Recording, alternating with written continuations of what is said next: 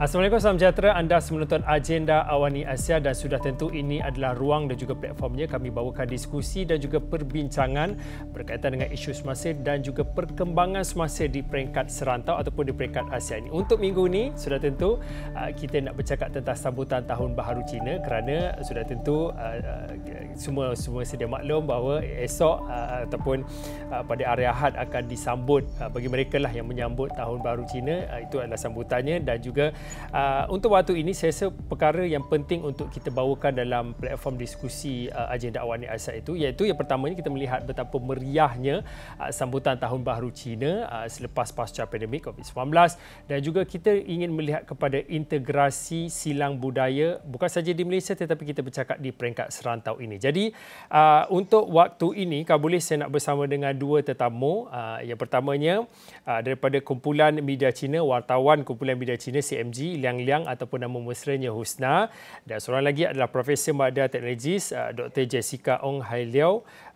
Prof. Dr. Jessica adalah pakar psikologi bahasa Universiti Pertahanan Nasional Malaysia. Prof, kalau boleh saya nak bersama dengan Liang Liang terlebih dahulu.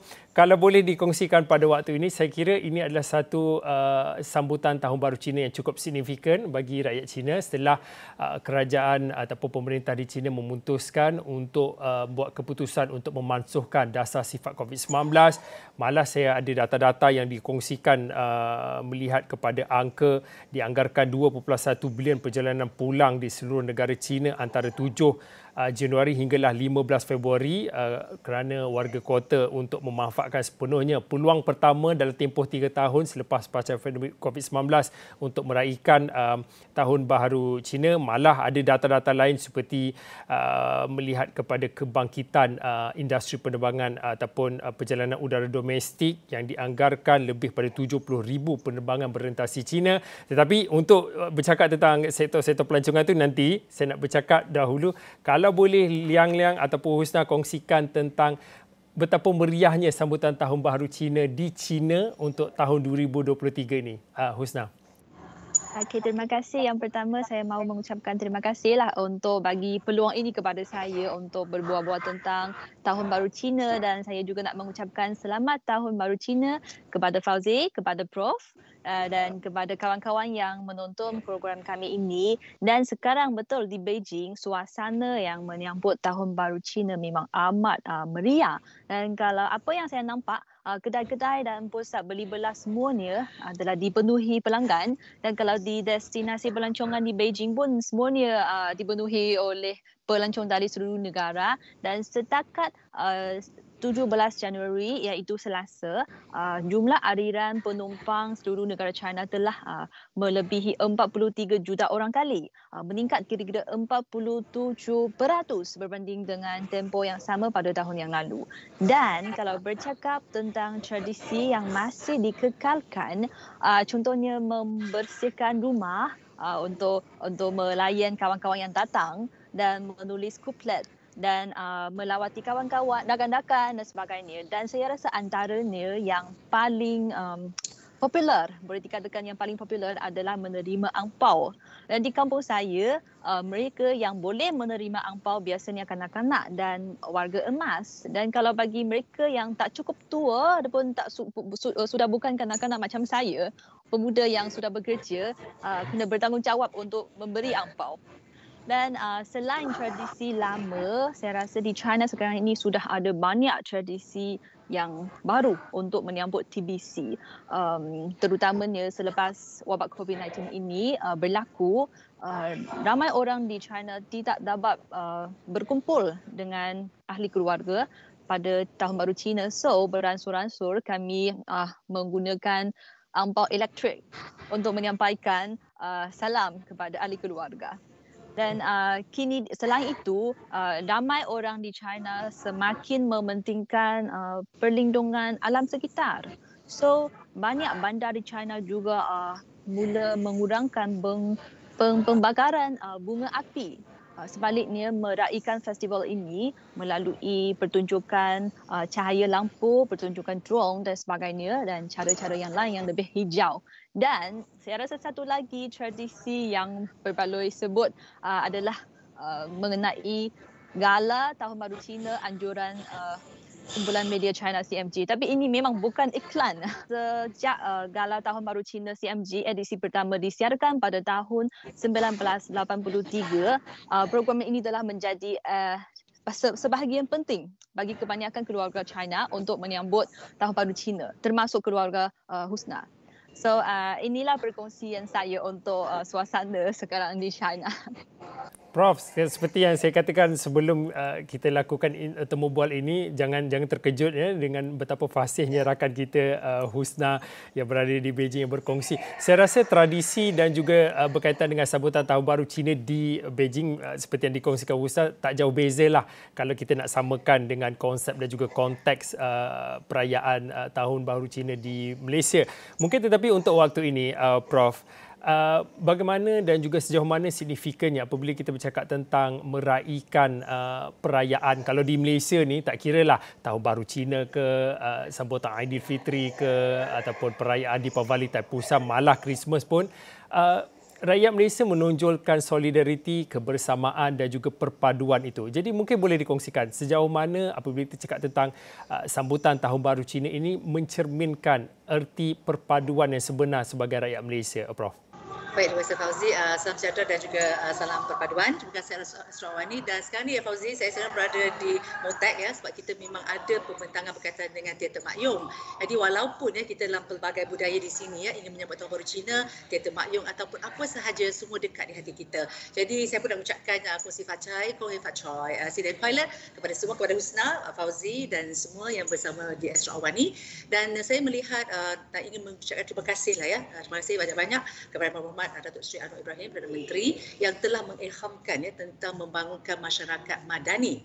Ya, dengan masyarakat madani di mana dia ingin mengharapkan dengan melahirkan masyarakat yang bertamadun, ya, yang bebas memberi pandangan dan memupuk perpaduan yang merupakan cerminan yang disambut baik untuk kita semua dalam konteks masyarakat penyayang di Malaysia untuk mempertahankan nilai akhlak ya, untuk jadi teras dalam fahaman yang boleh kita dukung bersama dalam sambutan Tahun Baharu Cina pada tahun 2023. Tahun ni tahun Arnab ya, tahun Arnab Air. Ya, kita harap dengan adanya ini dengan didukung dengan pelbagai maksud madani oleh Dewan Bahasa dan Pustaka tentang maju dari segi pemikiran, kerohanian dan juga kebendaan.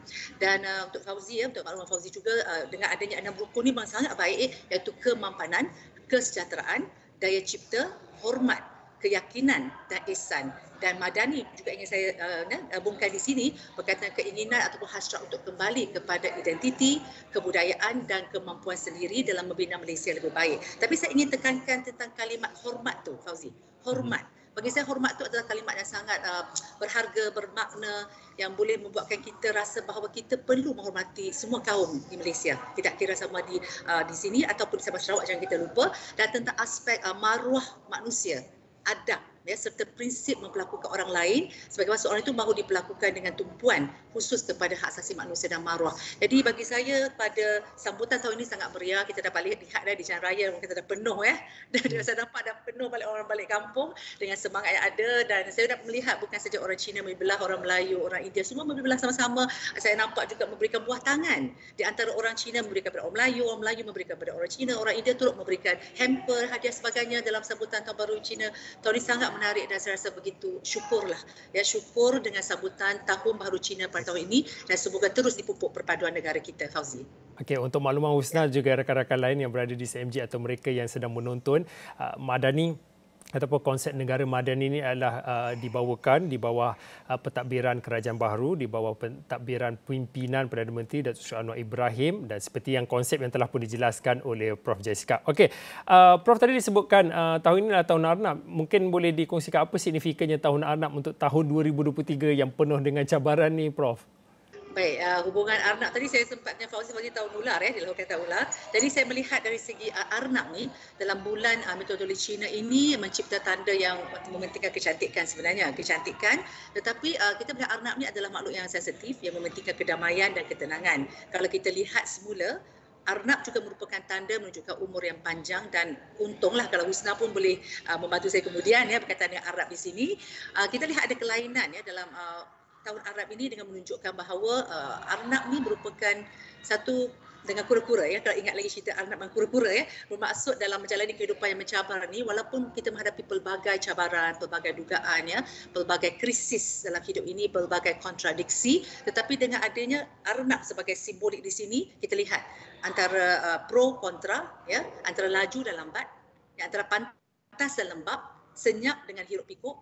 Kita melihat check balance. Kita perlukan satu check balance di sini untuk melihat semak dan imbang dalam masyarakat hari ini. Supaya kita dapat, bukan kita terlalu tergesa-gesa, terlalu ingin buat keputusan yang begitu cepat, tetapi semangat setia kawan yang juga ditekankan oleh Perdana Menteri ya, dalam amanat ya, berkaitan bahawa perlunya setia kawan dalam kehidupan, di mana kita lihat walaupun teladan tentang kura-kura yang lambat akhirnya berjaya. Jadi ini boleh jadikan satu signifikan ya. Jadi saya nak tumpukan tentang berhati-hati di jalan raya. Jangan lupa, jangan tergesa-gesa kerana nak terlalu cepat seperti Arnab ni menyebabkan bahaya. Jadi kita perlu ingatkan keselamatan. Kita kena pastikan kita kena pergi ke workshop bengkel untuk tengok semula kenderaan kita selamat. Jadi saya harap bahawa semua ya yang bersama kita pada hari ini pastikan, walaupun sekarang ni makan besar pada malam ini, pastikan bahawa semua yang memandu ya, pastikan anda memandu dengan selamat lah. Ya, sebab lebuh raya pun dirasanya 4 juta pengguna akan membanjiri sehingga sesak di situ. Jadi Fauzi, saya harap supaya jangan tergesa-gesa, kita lihat check and balance ya, seimbang pada tahun ini sebagai simbolik Arnab dari pendapat saya lah. Ya, Fauzi. Saya nak kembali kepada Husna, nanti Husna boleh kongsikan jugalah apa makna tahun Arnab ni secara peribadi untuk Husna. Tapi untuk waktu ni, kalau di awal tadi Husna ada kongsikan secara tradisi ataupun amalan-amalan budaya yang diamalkan oleh rakyat ataupun penduduk di China, seperti tradisi kunjung-mengunjung, pemberian ampau, tetapi dinaik taraf sebagai e-wallet pun ada, tapi untuk pembakaran bunga api itu dikurangkan. Tetapi saya difahamkan Husna kampung halamannya di Yunnan. Kita tahu China ni provinsi ataupun kawasannya begitu luas. Mungkin boleh dikongsikan apa perbezaan amalan, tradisi dan juga budaya berkaitan dengan sambutan Tahun Baru Cina? Adakah ada perbezaan antara satu kawasan dengan kawasan yang lain, Husna? Okey, terima kasih. Dan betul, saya orang selatan di China. Kampung saya terletak di Provinsi Yunnan yang jauh dekat dengan Beijing, bersempatan dengan Myanmar di selatan China. Dan dengan peluang ini, saya memang mahu berkongsi pengalaman saya mutakhir ini yang sangat unik di Provinsi Jilin, bukan di kampung saya ya. Provinsi Jilin ini terletak di timur laut China, dan pada musim ini, musim sejuk, tempat itu memang sangat sejuk, saya pergi ke tempat itu dan berpeluang menyaksikan penangkapan ikan tasik cagan yang bersejarah lebih 1000 tahun. Tasik cagan ini terletak di Provinsi Jilin, timur laut China, dan dengan suhu udara kira-kira minus 20 darjah Celsius. Air tasik ini telah terus membeku dan tepalnya mencatat 45 cm sehingga dapat menanggung berat kenderaan. Dan ikan dijala dari tasik ini akan membeku dalam 10 minit dan terus dibungkus dan dihantar ke seluruh negara melalui ekspedisi dagang. Dan pengguna tempat yang lain dapat menikmati ikan segar dan nelayan tempatan dapat memperolehi pendapatan yang lebih tinggi untuk TBC. Saya rasa ini perkara yang sangat seronok.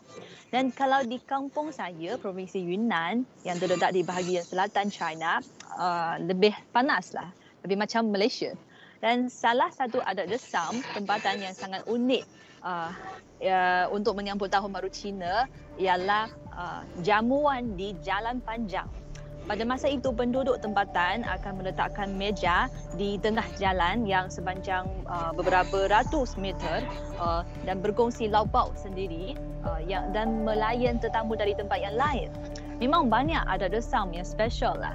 Dan saya rasa tempat yang berbeza pasti mempunyai budaya dan makanan yang berbeza. So saya harap nanti saya boleh sampai lebih banyak tempat di China dan berkongsi apa-apa yang menarik kepada kawan-kawan di Malaysia.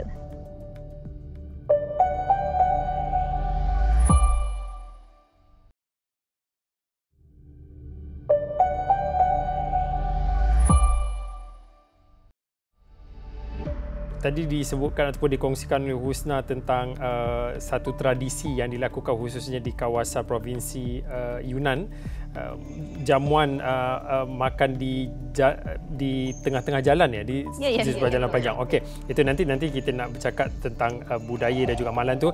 Tapi untuk waktu ini Prof, kalau saya kira sebagai orang luar lah bagi saya sentiasa melihat pada rakan-rakan yang menyambut Tahun Baru Cina ini, Tahun Baru Cina ini digambarkan ataupun sentiasa didoakan supaya ada kemewahan dan juga kekayaan yang akan melimpahi mereka-mereka yang menyambutnya. Tapi untuk waktu ini mungkin boleh dikongsikan, kita tahu tahun 2023 ini penuh dengan cabaran kemelesetan ekonomi, inflasi, kos harga hidup.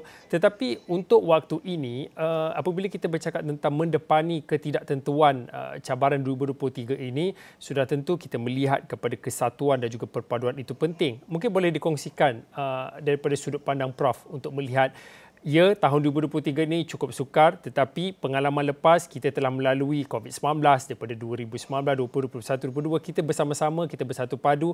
Kalaulah ada cabaran yang begitu besar untuk tahun 2023, kita boleh lakukan secara bersama, ya Prof?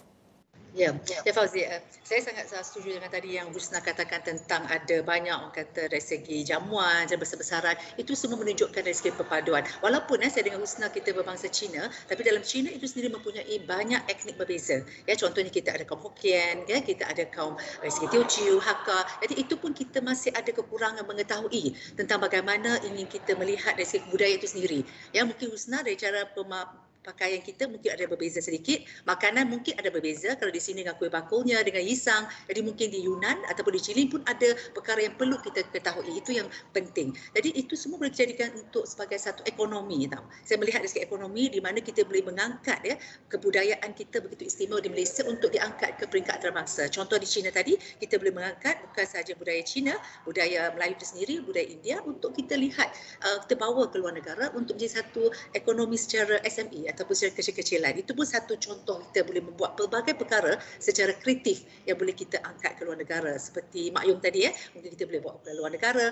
Dan saya melihat dengan adanya kerajaan perpaduan ataupun kerajaan kesatuan negara adalah satu pemerintahan gabungan yang luas daripada semua parti politik yang kita lihat secara stabil. Ya, dengan adanya kepelbagaian budaya, bahasa, adat, resam ini, kita jadikan sebagai satu model. Ya, Malaysia sebagai model, ya, di mana kita sebagai model perpaduan dengan adanya keharmonian, kesejahteraan, maka secara tak langsung silang budaya ini mencakupi pelbagai adat resam, rupa, bahasa, makanan ini akan menarik minat pelabur-pelabur asing untuk masuk ke Malaysia, Fauzi. Saya lihat berbagai cara kita yang penting kena bagi keyakinan dulu kepada masyarakat luar bahawa supaya kita stabil, ya, kita bersiap sedia untuk menerima pelancong dan kita bersedia untuk keluar negara dan kita bersedia dalam pelbagai cara untuk dari segi ekonomi, tidak kira pelbagai cara. Dan zaman tadi dikatakan walaupun nampak begitu biasa tapi memberikan impak yang besar dengan penuh kasih sayang. Cuma menambah satu mangkuk dengan sepasang chopstick saja sebenarnya boleh memberikan nikmat kepada orang yang dibiarkan. Mungkin daripada yang tak ada keluarga, ya, kita bersama-sama di situ, ya Husna, ya, bersama-sama kita berada. Makan bersama itu adalah makan besar yang begitu signifikan. Macam mana kita penat, kita sibuk, ya, kita tak ada masa, kita mesti setahun sekali duduk bersama, makan bersama. Itu yang dikatakan sebagai satu kesepakatan yang perlu ada di Malaysia, Fauzi. Prof menyebut tentang usaha untuk kita melihat kepada mempromosi integrasi silang budaya. Prof katakan walaupun Prof berbangsa ataupun etnik Cina dan juga Husna pun sama, tetapi amalan dan juga tradisi kebudayaan itu mungkin ada sedikit perbezaan lah. Tapi untuk waktu ini tadi disebutkan tentang Mak Yong, tetapi saya nak tanyakan lagi lah, apa lagi ruang-ruang kerjasama kita melihat dalam konteks integrasi silang budaya ini boleh diketengahkan bukan saja antara Malaysia dan juga China, tetapi di kawasan rantau ini juga, di kawasan Asia Tenggara ini cukup mewah dengan budayanya. Malah kalau China pun, saya ingat lagi kalau Zhang Hong dia memang satria, dia memang sangat fasih ataupun sangat memahami tentang budaya dan juga konteks Malaysia dan juga rakan-rakan negara lain di peringkat Asia Tenggara ini. Mungkin pada waktu ini Prof boleh kongsikan sejauh mana pentingnya kerjasama silang budaya antara negara-negara di peringkat serantau dan juga mungkin antara Malaysia dan juga China perlu dipertingkatkan lagi dalam masa akan datang ini, Prof. Ya, Fauzi, terima kasih. Saya ambil peluang dalam ruang ini, ya. Sebenarnya kita juga ada bersama-sama mengadakan anugerah, ya, telenovela, iaitu kita mengangkat novel, ya, novel ke drama untuk mengangkat dan memberikan orang kata pengiktirafan lah kepada industri kreatif tersebut. Saya rasa bahawa industri kreatif itu perlu kita ketengahkan, bukan sekadar melihat dari segi buku, yang tadi dari segi filem, dari segi drama, yang kita boleh kerjasama untuk membuat lagu bersama ya dengan China ataupun negara lain, dengan kita membawa hikayat-hikayat kita ke luar negara dengan cara kita berikan sentuhan kreatif. Seperti tadi Fauzi kita sebab berkata tentang filem Mak Kilau kan. Jadi mungkin banyak lagi filem-filem begitu yang boleh kita bawa bukan di Malaysia sahaja, tetapi kita boleh bawa sehingga ke peringkat antarabangsa. Kita nak hidupkan industri kreatif ini dengan kerajaan yang sekarang ni saya rasa tak ada masalah, menyokong sepenuhnya supaya kita terus membawa apa kata dari segi sejarah kita jangan dilupakan ya. Kalau kita ingat balik bagaimana sejarah kita bermula, dan saya juga ingin memetik tentang tahun ini merupakan tahun ke-10 peningkatan hubungan dua hala Malaysia China kepada CSP. Jadi saya memetik daripada Datuk Seri Dr. Zamri iaitu Menteri Luar ya, mengatakan bahawa Kuala Lumpur dengan Beijing menjalin hubungan diplomatik pada 31 Mei 1974 lagi ya, dan telah bersetuju untuk meningkatkan hubungan menerusi kerjasama strategik pada 2004 dan dinaik taraf lagi dengan kerjasama strategik komprehensif ataupun CSP pada 2013. Jadi dengan adanya ulang tahun penubuhan CSP China Malaysia ini melakar ya untuk melihat bahawa kita bersedia membina komuniti yang lebih mantap antara China dengan Malaysia, dan kita juga harapkan bahawa rukun kita tadi yang masyarakat madani tadi dalam rangka dasar ekonomi, kewangan, perundangan, institusi, pendidikan, kemasyarakatan, kebudayaan, bandar serta luar bandar. Jadi kita harap dengan adanya kesepaduan sosial integrasi nasional antara kaum itu merupakan satu kunci ya untuk keharmonian, kemakmuran dan kesejahteraan negara. Saya harapkan bahawa kita bawa industri kreatif ke luar negara dan kita pastikan silang budaya itu bukan dengan China tapi semua negara dengan ASEAN terutamanya, dan seterusnya ke semua ke peringkat antarabangsa. Itu harapan saya. Saya ada lebih kurang dalam 2 minit akhir ini. Saya nak pulang kembali kepada Husna. Husna, mungkin boleh dikongsikan apabila bercakap tentang pasca ataupun susulan pada keputusan pemerintah China untuk memansuhkan dasar sifar COVID-19 di China, sudah tentu ia mewujudkan satu senario ataupun situasi. Yang pertamanya bagi mereka yang nak pulang ke kampung, ini satu khabar gembira, tetapi ada dalam satu sisi ataupun sudut pandangan lain kebimbangan orang ramai tentang lonjakan kes COVID-19. Mungkin boleh dikongsikan pada waktu ini berkaitan dengan bagaimana pemerintah China mengambil maklum dan juga berjaga-jaga tentang lonjakan kes COVID-19 dengan sambutan Tahun Baru Cina ini. Dan apabila bercakap tentang sambutan Tahun Baru Cina ini, sudah tentu yang paling melonjak naik adalah selain daripada kes COVID-19, kita melihat kepada sektor pelancongan itu sendiri. Husna, mungkin boleh kongsikan pada waktu ini. Ya, betul. China mula melaksanakan dasar baru berhubung pengurusan wabak COVID-19 pada 8 Januari tahun ini dengan menurunkan tahapnya daripada kelas A ke kelas B. Selepas itu, betul pasaran pelancongan di banyak bandar China telah mula memulih dengan pesat. Di antaranya di Macau, jumlah pelancong harian yang masuk ke bandar ini mencecah 46.7 ribu orang pada Jumaat minggu lalu dan meningkat hampir 200% berbanding dengan tahun yang lalu. Macau sedang giat mempromosikan aktiviti dan pakej pelancongan sempena sambutan Tahun Baru Cina melalui pelbagai saluran termasuk tawaran potongan harga penginapan dan pengangkutan untuk memacu pemulihan ekonomi pelancongan tempatan. Dan sementara itu Provinsi Hainan juga mengeluarkan kupon perbelanjaan pelancongan bernilai 53 juta yuan dan menggalakkan destinasi lawatan, hotel dan kedai-kedai menawarkan pakej promosi untuk pelancong. Dan Hainan telah menerima kunjungan pelancong melebihi 1 juta orang dalam tempoh cuti Tahun Baru. Dan tetapi cuti itu cuma 3 hari saja, dan kalau cuti Tahun Baru Cina selama 7 hari, saya rasa angka ini pasti akan lebih besar. Dan kalau bagi saya, actually dalam tempoh cuti Tahun Baru Cina ini, saya juga mahu membawa ibu bapa saya pergi ke tempat yang lain untuk melancong, mungkin Hainan, mungkin Macau, tapi actually tempat yang kami paling mahu pergi ialah Malaysia lah. Nanti juga harap berpeluang ini, dan saya percaya bahawa situasi seterusnya akan lebih baik, dan saya harap dapat melihat kerjasama antara Malaysia dan China lebih banyak dalam masa seterusnya. Okey, saya ada kurang 30 saat. Saya beri peluang untuk Husna dan juga Prof untuk ucapan sambutan Tahun Baru Cina. Saya mulakan dulu dengan Husna. Selamat Tahun Baru Cina dan selamat Tahun Arnab dan harap semua orang sentiasa sihat dan bahagia. Okey, Prof. Ya, dengan semangat setiakawan dan juga orang kata semangat dari segi melihat dengan nilai murni dan kemanusiaan, saya harapkan dengan kata-kata Aristotle saya nak tutup, the happy life is the most choice-worthy way of life for all individuals and happiness is impossible without a moral virtue. Kongsi facai kepada semua dan semoga kita terus bersama, utuh bersama dengan kerajaan perpaduan. Okey, baik. Terima kasih Profesor Madya Teknologis Dr. Jessica Ong Hai Lew.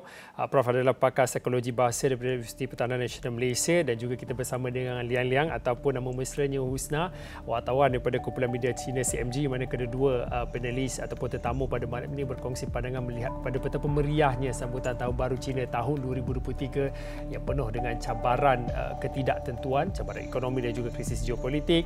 Tapi untuk waktu ini penting juga kita melihat bagaimana dengan integrasi silang budaya perlu diterjemahkan dan juga perlu dipertingkatkan lagi dalam masa akan datang. Baik, saya kira itu sahaja untuk waktu ini. Saya Fauzi Zain, kita jumpa lagi.